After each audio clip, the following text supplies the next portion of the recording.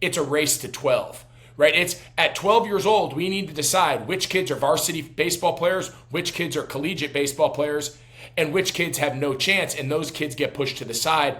And I look in there and I say, they haven't even stepped foot on the big field. They haven't hit puberty. They've never had a girlfriend. They've never drank a beer. And we're going to decide what kid at 18 years old, Tony Vitello, is going to come in and recruit to Tennessee. Like, it just doesn't make any sense to me. And you trigger a word in my head, sequence. Lack of sequence has become frustrating because freshman year, it needs to be a learning experience. And some guys are blessed enough they can start or be an All-American and all those things.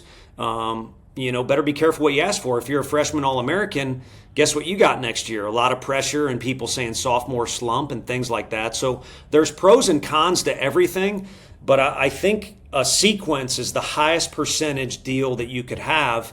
And you had that in your career. I know you've spoken on, at the very least, one thing you did as an athlete, you stayed on an incline.